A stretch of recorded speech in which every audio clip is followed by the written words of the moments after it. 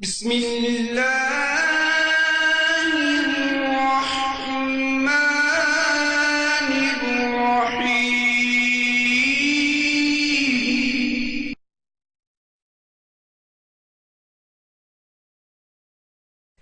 آخر کار موسیٰ علیہ السلام کو اللہ کا حکم ہوا کہ راتوں رات تو میرے بندوں کو لے کر نکل جا۔ دوسری جگہ یوں ارشاد ہوتا ہے، ہم نے موسیٰ کی طرف وحی نازل فرمائی کہ راتوں رات میرے بندوں کو لے چل۔ چنانچہ سب بنی اسرائیل رات کی تاریکی میں نکلے، وہ دروازوں پر کوئی خاص نشان چھوڑ کر چلنے لگے۔ رات کی تاریکی میں نکلنے کا حکم اس لیے دیا گیا تاکہ فرعون ان کے بارے میں کوئی فیصلہ نہ کر سکے۔ انہوں نے صبح ہونے کا انتظار نہ کیا۔ ان کی تعداد 6 لاکھ کے قریب تھی۔ یہ سب لوگ اپنے مال مویشی اور ضروری سامان ساتھ لے کر چلے۔ فلسطین کی طرف 6 لاکھ افراد کی یہ عظیم ہجرت تھی۔ فرعون کو صبح سویرے پتا چلا تو سوچ میں ڈوب گیا کہ اب ہماری خدمت کون کرے گا، ہماری غلامی کون کرے گا۔ اس کی حالت پاگلوں جیسی ہو گئی۔ آخر اس نے بنی اسرائیل کے تعاقب کا حکم دیا۔ اللہ تعالیٰ اس موقع پر فرماتے ہیں، آخر کار ہم نے انہیں باغات سے اور چشموں سے اور خزانوں سے اور اچھے اچھے مقامات سے نکال باہر کیا۔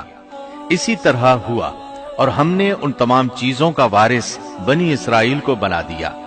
پس فرعون کے لوگ سورج نکلتے ہی ان کے تعاقب میں نکلے۔ یعنی فرعون طلوع آفتاب کے وقت ہی ان کے تعاقب میں لشکروں کی تیاری کے ساتھ نکل کھڑا ہوا۔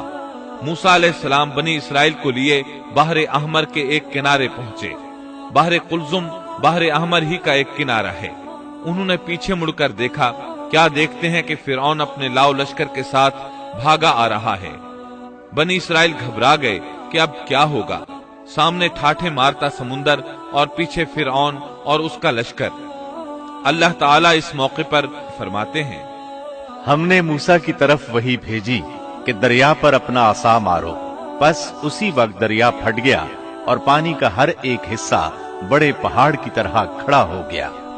سمندر لاٹھی لگنے سے ایسا پھٹا کہ پانی کے 2 بڑے بڑے پہاڑ بن گئے، یعنی سمندر کے اندر خشک راستے بن گئے اور اطراف میں پانی کے پہاڑ کھڑے ہو گئے۔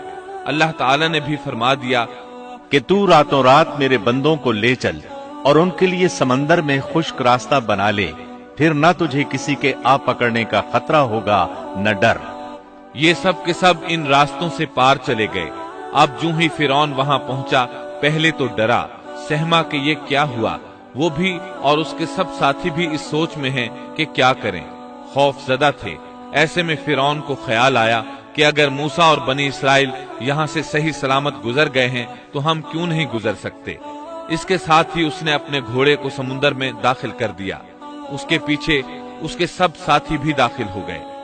ادھر بنی اسرائیل کا آخری آدمی سمندر سے نکل رہا تھا، دوسری طرف فرعون کا آخری آدمی سمندر میں داخل ہو رہا تھا۔